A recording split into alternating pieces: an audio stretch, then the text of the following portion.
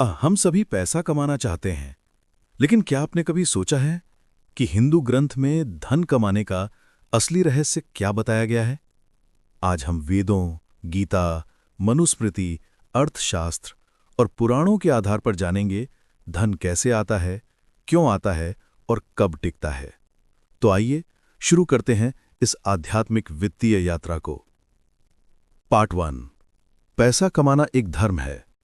हिंदू धर्म में काम और अर्थ दोनों जीवन के 4 पुरुषार्थों में शामिल हैं, यानी धन कमाना कोई पाप नहीं बल्कि जीवन का कर्तव्य है। मनुस्मृति कहती है, अर्थो ई धर्मस्य मूलम, यानी धर्म करने के लिए भी पैसा जरूरी है। अपने परिवार को खुशी देना, वृद्ध माता पिता को संभालना, बच्चों को पढ़ाना, ये सब तभी संभव है जब हम अर्थ को समझें।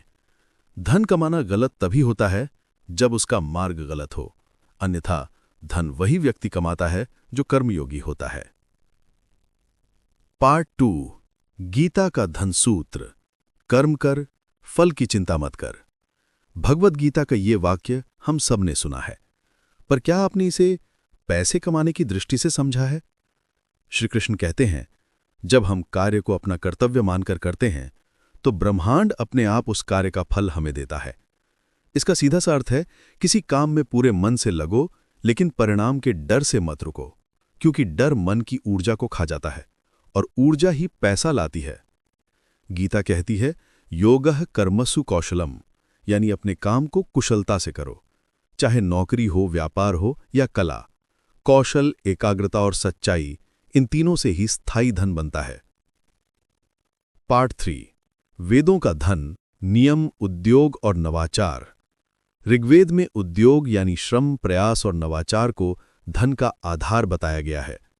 एक मंत्र कहता है, उद्यमेन ही सिद्ध्यन्ति कार्याणि न मनोरथै, यानी काम इच्छाओं से नहीं, काम उद्योग से बनता है।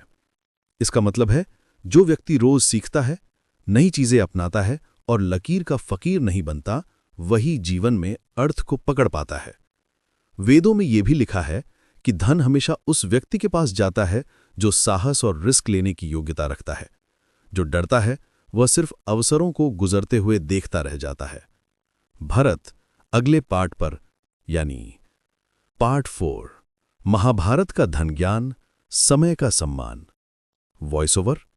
महाभारत में एक वाक्य है, कालः सर्वस्य भूतानाम नाशः समाहितः, यानी समय सबका निर्णायक है। जो व्यक्ति समय की कद्र नहीं करता, उसके हाथ से पैसा फिसल जाता है। आज के युग में यह और भी सच है। टालमटोल यानी गरीबी और समय पर कार्यवाही यानी समृद्धि।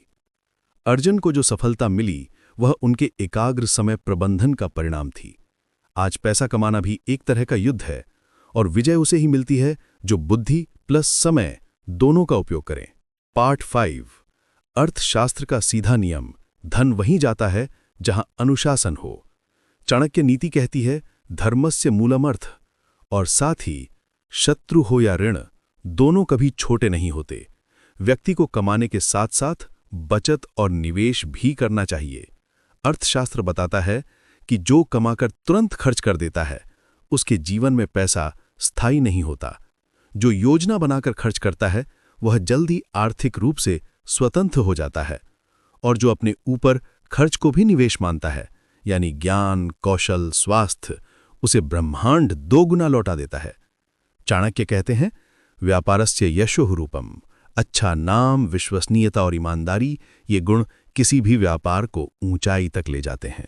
पार्ट 6। पुराणों का धन सिद्धांत, दाई और दान। हिंदू ग्रंथ कहते हैं, धन तभी टिकता है जब उस धन में से कुछ हिस्सा समाज के लिए लौटाया जाए। पुराण कहते हैं, दानम सर्वधनस्य रक्षणम, यानी दान ही धन की रक्षा करता है।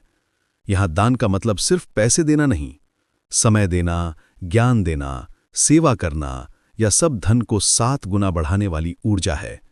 जब हम दूसरों की मदद करते हैं, हम ब्रह्मांड के प्रवाह के साथ चलते हैं। यही कारण है कि लक्ष्मी उसी घर में आती हैं जहां उदारता और करुणा होती है। पार्ट 7। धन आकर्षण के 6 गूढ़ नियम। Voice over. हिंदू ग्रंथों से प्राप्त धन के 6 गूढ़ नियम। पहला, मन का शुद्ध होना। लक्ष्मी वहां आती हैं जहां क्रोध, ईर्ष्या, लालच कम हो। दूसरा, ज्ञान से कमाई। वेद कहते हैं ज्ञान महाशक्ति है, सीखना यानी कमाना। तीसरा, दिन की शुरुआत कर्म संकल्प से। एक संकल्प, आज मैं अपने कार्य में श्रेष्ठ प्रयास करूंगा। यह संकल्प आपके फोकस को बना देता है। चौथा, अनुशासन। नियमित दिनचर्या यानी नियमित आय, अनियमित जीवन यानी अस्थिर आय। पांचवां, संगति का सिद्धांत। जो लोग आलसी, नकारात्मक होते हैं वे आपकी ऊर्जा कम कर देते हैं। छठवां, धन का सम्मान। धन को बिखेर कर नहीं, सहेज कर रखो। सहेजा हुआ धन लक्ष्मी बनता है। पार्ट 8, आधुनिक जीवन में ग्रंथों के इन नियमों को कैसे लागू करें। Voice over. अब बात करते हैं कि इन ज्ञानों को हम आज कैसे अपनाएं। विक, अपने कौशल को रोज 1% बेहतर करें, कमाई का 10% निवेश में लगाएं, कुछ राशि दान में दें, लक्ष्य लिखें और रोज एक कदम बढ़ें, समय की कद्र करें, लोगों को मूल्य दें, यही आय का असली स्रोत है। अंतिम संदेश, धन और आध्यात्म। दोस्तों, हिंदू ग्रंथ हमें सिखाते हैं कि धन सिर्फ नोटों का ढेर नहीं, बल्कि ऊर्जा है, सामर्थ्य है और जिम्मेदारी है। धन उन लोगों को मिलता है जो कर्म करते हैं, साहस रखते हैं, अनुशासन नहीं छोड़ते और दिल से उदार होते हैं। इसलिए पैसे को पाना है तो अपने मन, अपने कर्म और अपने विचारों को लक्ष्मी के योग्य बनाइए। लक्ष्मी आपके पास स्वयं चलकर आएंगी। अगर ये वीडियो आपके दिल को छू गया हो तो लाइक, कमेंट और शेयर जरूर करें। फिर मिलेंगे एक नई आध्यात्मिक वित्तीय यात्रा में। नमस्कार।